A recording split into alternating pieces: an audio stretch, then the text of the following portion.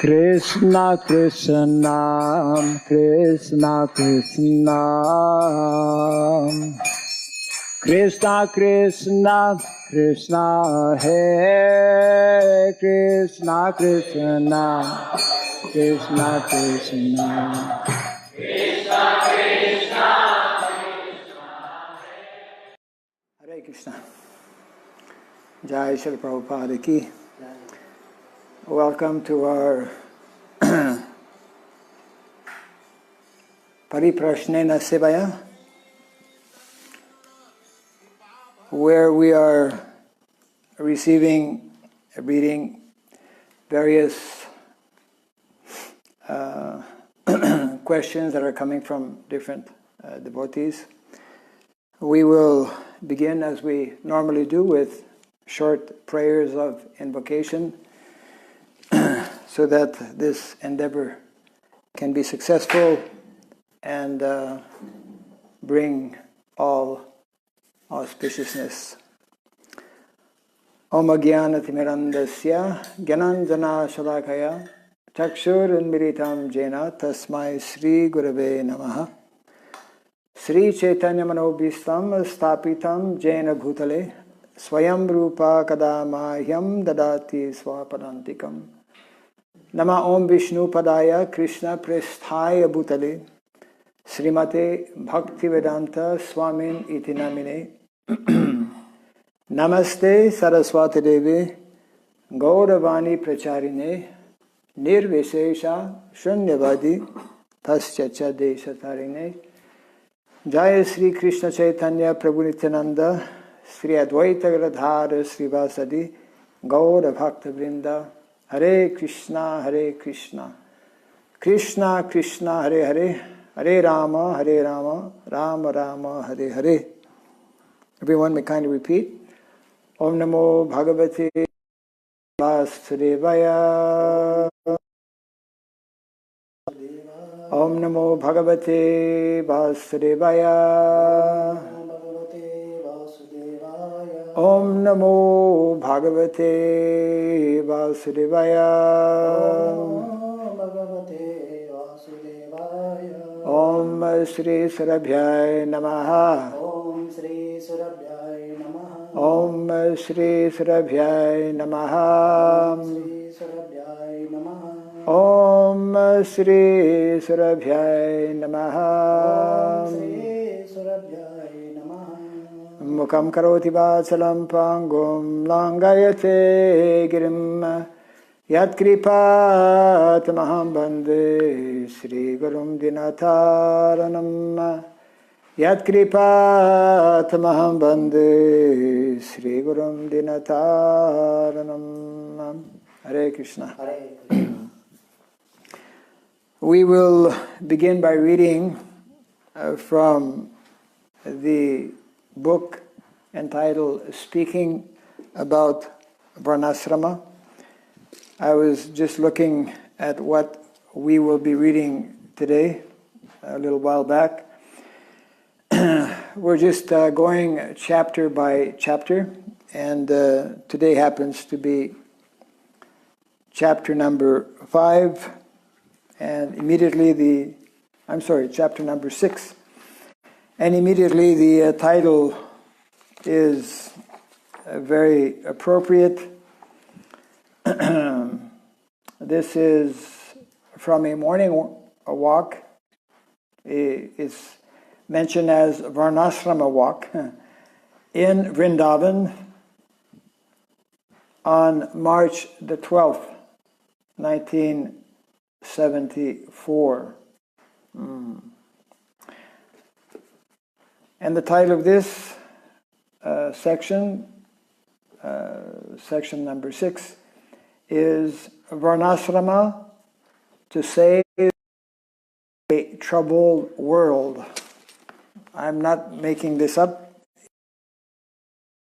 as it is presented here in this book speaking about Varnasrama. Very interesting. Some of the themes in this chapter. Number 1, every ISKCON center should be a Varnasrama college. Not every ISKCON center should have a Varnasrama college. Every ISKCON center should be a Varnasrama college, number one. Secondly, leadership means to see which man is suited to which work and to engage every resource properly to resolve the very serious problem of unemployment, especially today. Third theme, it is a sign of mismanagement if people are not inspired to work.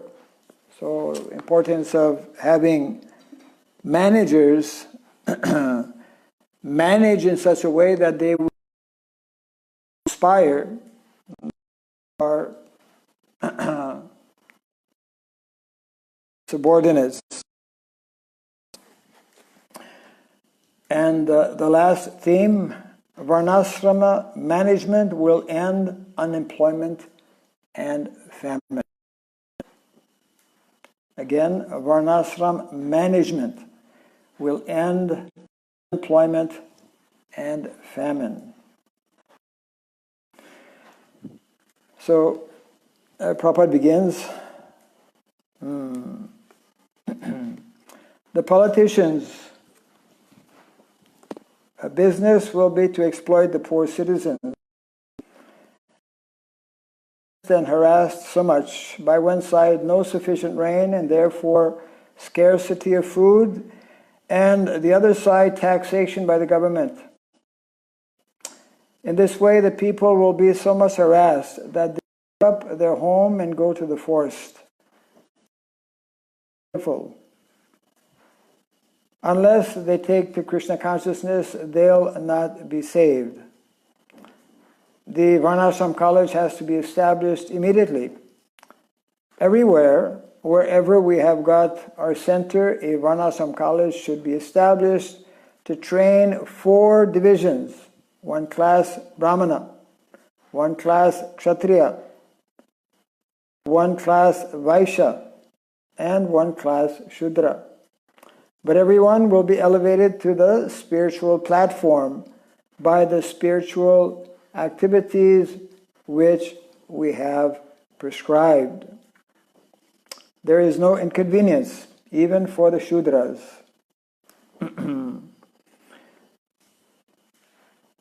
Then one devotee is asking, Bhagavan is asking, are Shudras supposed to take sannyas also? Prabhupada, no. Why? Shudras. Those who are Shudras, they should not be allowed to take sannyas. Only those who are qualified Brahmanas, they'll be allowed to take sannyas. Bhagavan, Kshatriya used to take sannyas too? Prabhupada, Kshatriyas, some of them, not all. Guru Das, Yudhishthira Maharaj, Prabhupada, they did not take sannyas, but they left home. There is no need of accepting sannyas. One has to perform the devotional activities.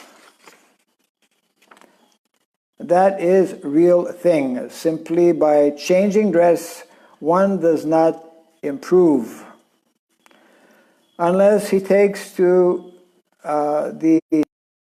seriously to the principles of devotional service. But in Kali Yuga, they'll think because I have changed my dress, I have become Asi. You see, because I have got a sacred thread, now I am a Brahmana. No, in a Varnashrama society, are most of the citizens Shudras? Srila Prabhupada answers, yes, the number of Shudras are always bigger. Just like in university education, the number of graduates, others are bigger in number. Bhagavan. The whole idea is that at the end of everyone's life, everyone is required to leave home, not necessarily take sannyas. Prabhupada answers, devotional activities, either he leaves from home or not leaves, that doesn't matter.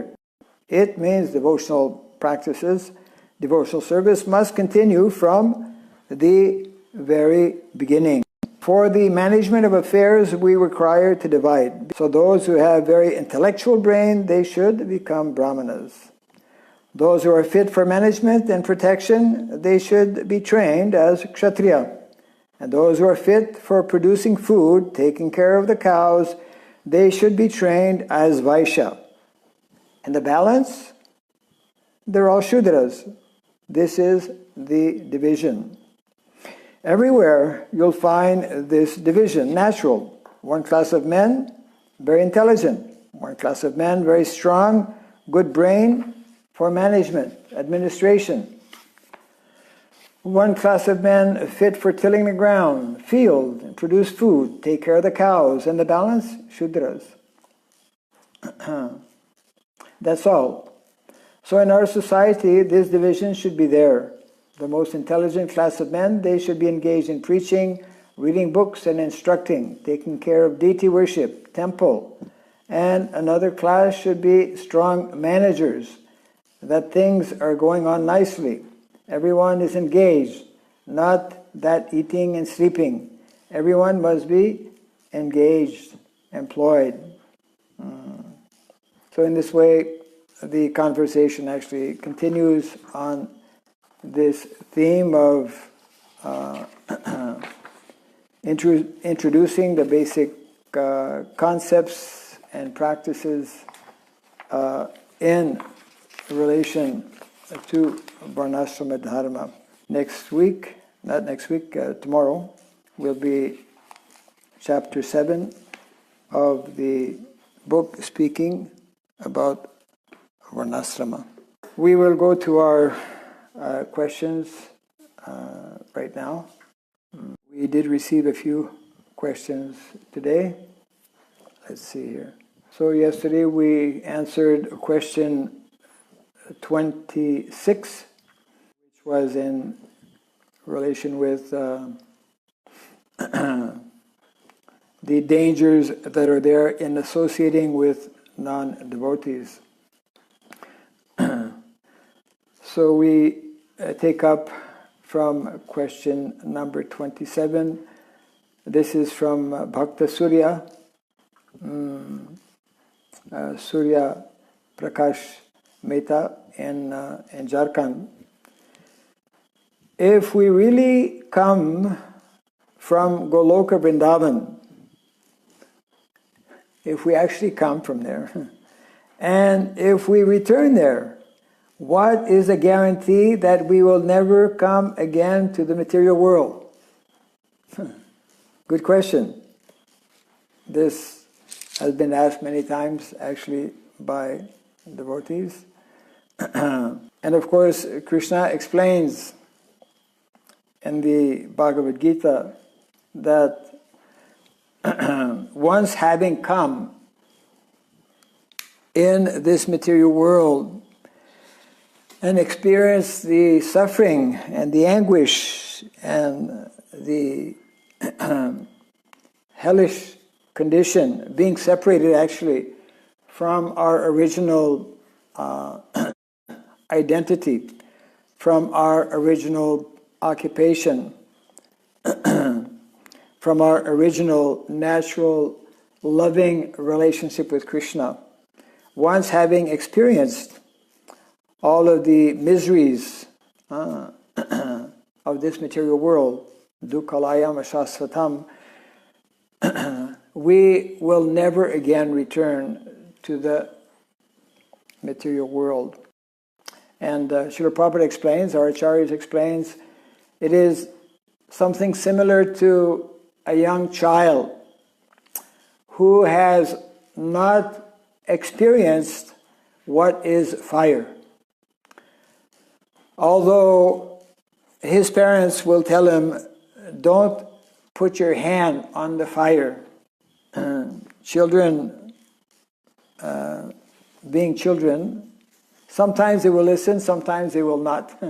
And of course, those who do not listen and put their hand on the fire, they get burnt. All of us who have come in this material world have been very badly burnt by the threefold miseries of life and by the constant influence of the three modes of material nature. And therefore, in a similar way, having had that very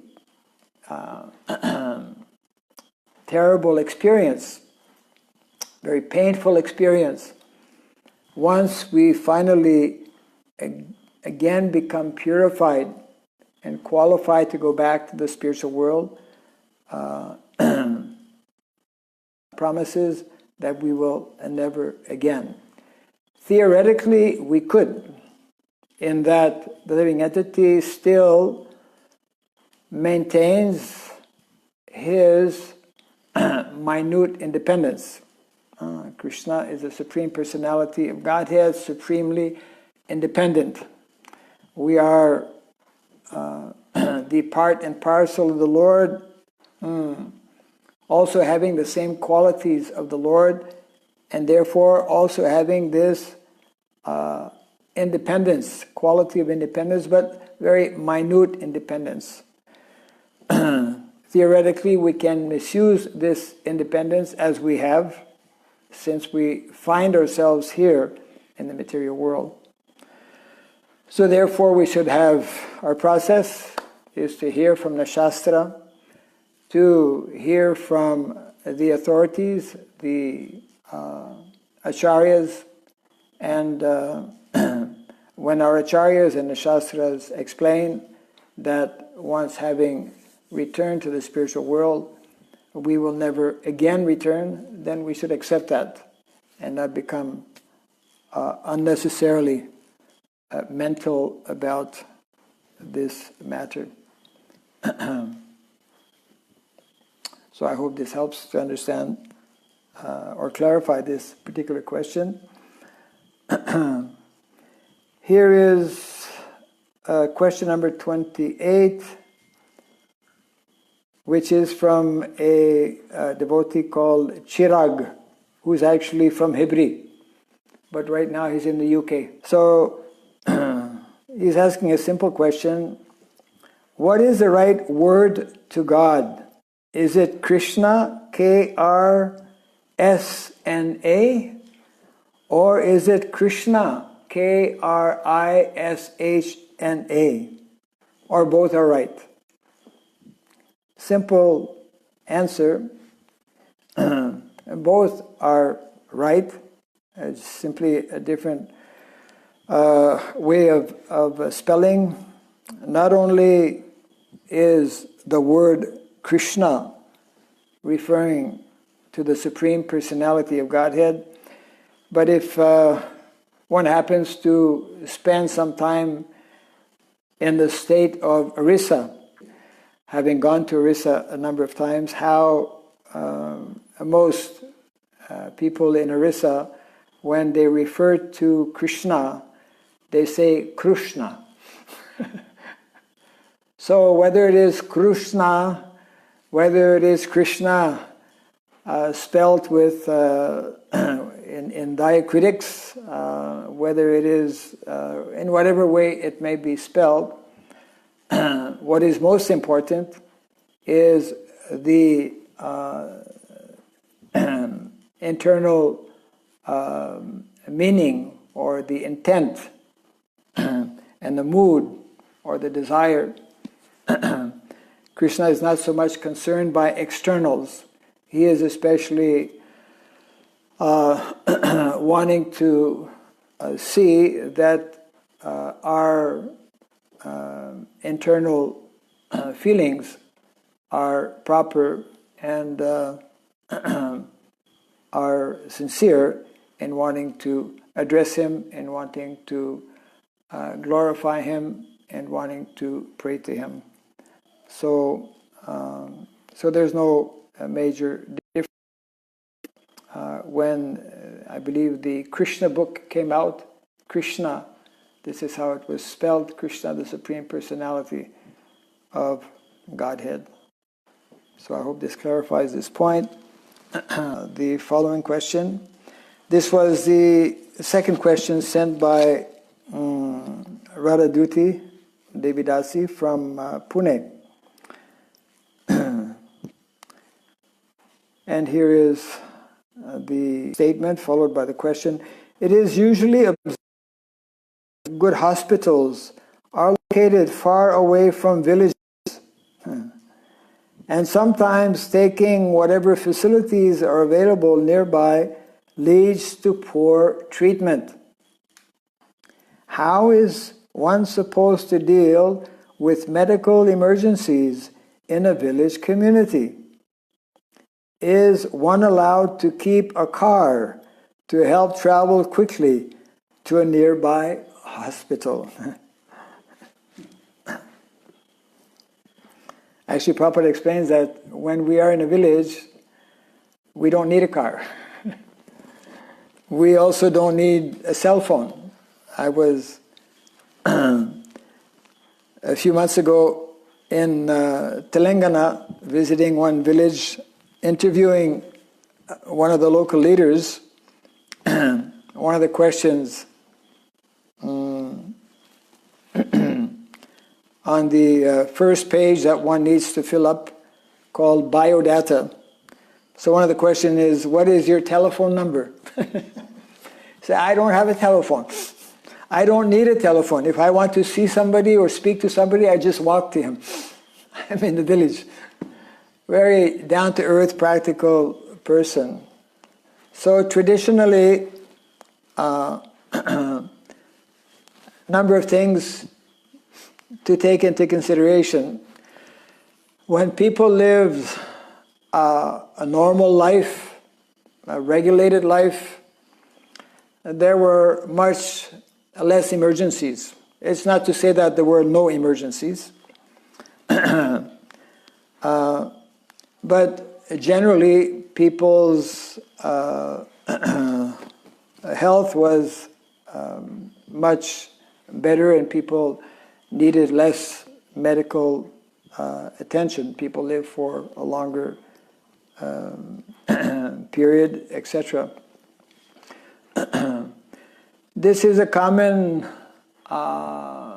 we could say, argument that sometimes is given, that let me relocate in the city where I will be close to the drugstore if I need medicine, where I will be close to the police station if I need some protection from the police, and where I will be close to the hospital if I need to, on an emergency, go to the hospital. As devotees, we need to understand that we all have our baggage of karma, and the law of providence is there. Even people who may be in the city, who may even be across from a hospital, may not, because it is part of their karma, may not make it to that hospital. As devotees, be overly concerned about the situation in terms of our, not that we should not be taking proper care of the basic needs of the body. Traditionally, in villages, there were individuals who were knowing about medicine. There were people who were advising in terms of, and we have built up mentality that the more now in many villages, again, that was part of the survey that we were conducting. One of the questions being the rural development in your area. And Quite often people would say, we need a hospital. So, actually, previously hospitals were extremely rare because there was much less of a need for hospitals. And again, it is not to say that we do not care or that we should be careless about the matters pertaining to our health. In a village, one should, when one is actually living in a village, when one's maintenance is from that village, that's what it means actually to become localized. This topic has been coming up more and more recently. And I know it's not at all easy for the vast majority of people, including the vast majority of our devotees, to understand how can we actually survive in a village. The fact of the matter is, we can survive much better in a village than in a city, you see. Cities being by nature extremely, citing New York, because he was in New York, had personal experience. One cannot even venture out. One cannot even make friendship with one's immediate neighbors very often because people are so, paranoid about people they don't know. In a village, it's very important to understand, just like as devotees, the more we speak about bhakti, the science of bhakti, the science of devotional service, and all of its different facets, and the more we develop an understanding of life, of devotional service, the more we appreciate and feel secure and comfortable performing devotional activities. In a similar way, on the material level, the more we understand the wonderful advantages, that's why Vedic culture has been created in this way, based on agrarian lifestyle, where in a village actually everyone knows everyone. Everyone is very friendly and supportive to one another. Granted, we may not find this situation in modern day villages, because our modern day villages have been very heavily influenced by urban centers, so much so that some people qualify them as urban villages, isn't it? Yeah. And in visiting villages in the last 1 year, 2 years, I've seen how so many villages don't look like villages anymore. You have, all the roads are paved. It's very modernized. You have big buses coming in to pick up children, to take them to school. Villages are no longer villages in the true sense. People are going back and forth. Motorcycles are there. Maybe living in villages, but actually their mind is elsewhere. You know, their mind is in the cities. They're being allured by things that are going on in the cities, etc. And so in this way, although they are living in the villages, they are not living the way they should be. We should always remember the ideal example that is there, of course, Vrindavan village. And even if we look at descriptions of villages, some of the Britishers, in terms of how clean villages, how people had such a wonderful character. Alcohol problem actually was introduced by the British, just like tea, also of tea, and become a becoming addicted. So when we read and follow the good instructions that are given in our Shastra, and when we become nicely engaged in devotional activities, when we have villages who are capable of leading, then life are cared for. We don't have to be overly concerned about other animals that may be there. We also should not be overly concerned about health matters, knowing that if we live properly, then Krishna is the one that, as the saying goes, not a blade of grass moves without the sanction of the Lord. So we have to develop this conviction that the more we live in keeping with the recommended lifestyle that is given in the Shastra, that is stressed. A car in villages simply continue our false dependence. They are expensive. They pollute the environment as well, and it is not natural. We should gradually learn to adopt the more natural, as it is described actually in the Shastra. We have possibly one or two more questions. This is question number 30 from Anantatir Prabhu in Hyderabad. Can we expect people showing more towards sustainability after this whole crisis is over? And of course, the answer is yes.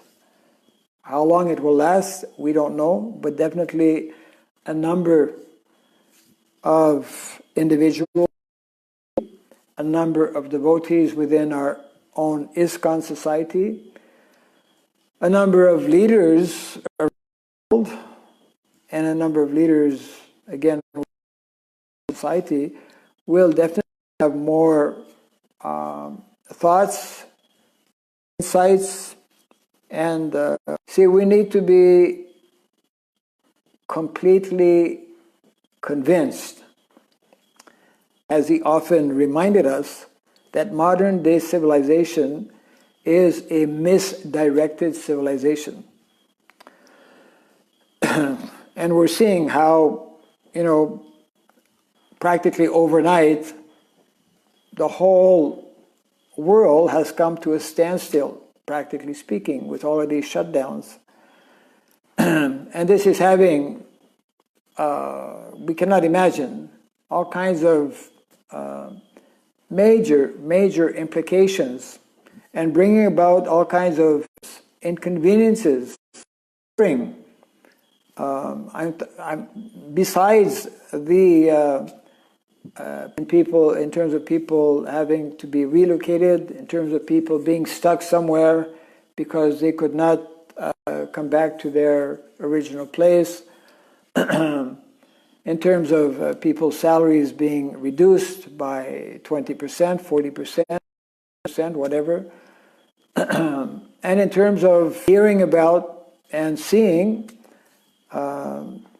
these major disruptions on such a massive scale, never experienced by the vast majority. So Srila Prabhupada warned us, other people also warned us.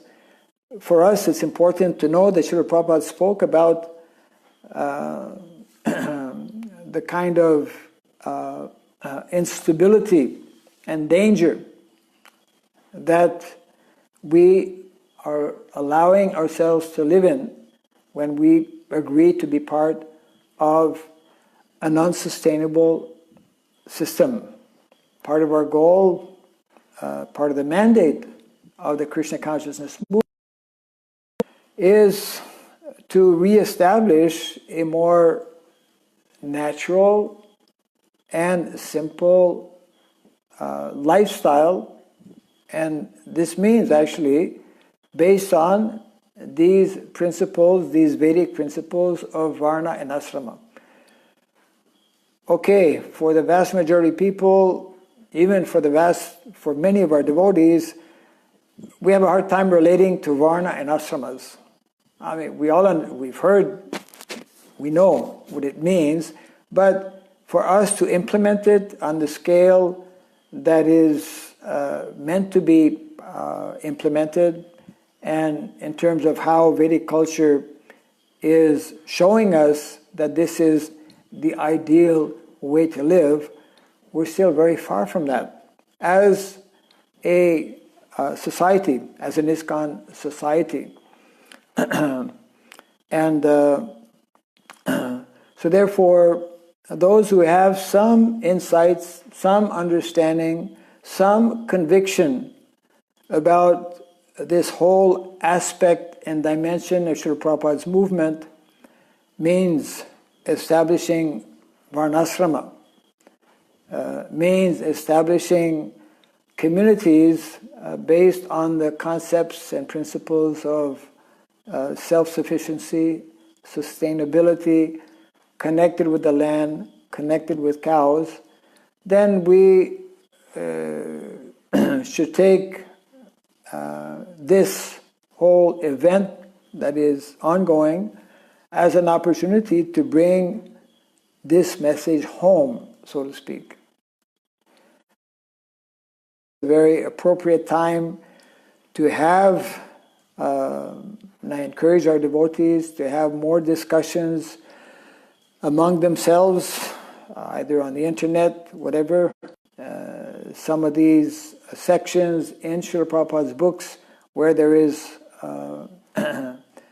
more emphasis being placed on these topics. There's a small group of devotees for the last, actually in one sense it's recent, in another sense it's been on for quite a few years.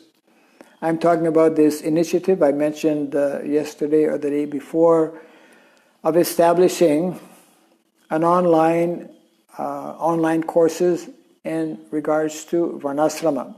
At the beginning of this session, it just happened to be that conversation where Prabhupada was telling we need to establish Varnashram colleges.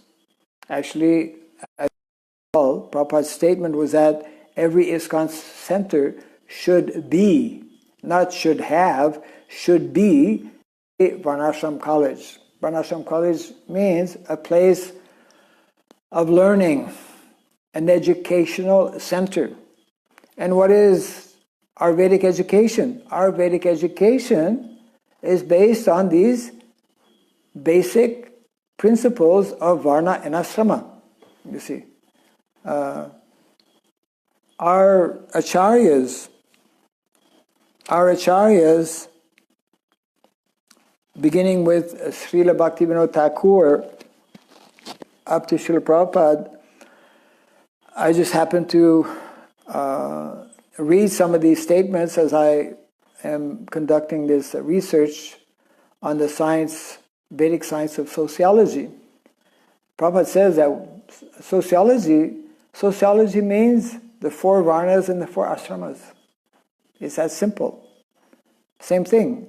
Srila Bhaktivinoda Thakur explains that the highest form of social organization, the highest and most ideal system for social organization is that system of Varna and Ashramas. I know we are a long way from getting this message across to common people, especially in the Western world. Practically anything outside of India, in Europe, in America, the word Varna and Ashram, people immediately reject the whole idea, thinking that we're trying to impose an unnatural system of caste system. caste division has always been, contrary to what some people may explain otherwise. Vedic culture has always been, because Vedic culture means Sanatan Dharma. Sanatan Dharma means principles of Dharma, which are based at least on the material level, material platform, on these principles of Varna and Ashrama. So it is much better for all of us, at least for devotees, to simply surrender to this ideology. We'll join ISKCON because we understood that we are eternal spirit souls, and Sanatan Dharma makes no difference. Canada, somebody from America, from India, we are all, as Krishna explains in the Bhagavad Gita, the learned person sees everyone as an eternal spirit soul. Hare Krishna, Krishna Krishna, Hare Hare, Hare Rama, Rama Rama, Hare Hare. Just one small reminder. If anyone who is listening to know more about what we referred to a little earlier and a few times in the last few days, in the context of Varnashrama College, we are looking and inviting both teachers to become faculty members of this Varnashrama College, as well as students. I have a list of some 35 devotees from different countries who have expertise in different fields. We are in the process, through discussion and groups that we have put together.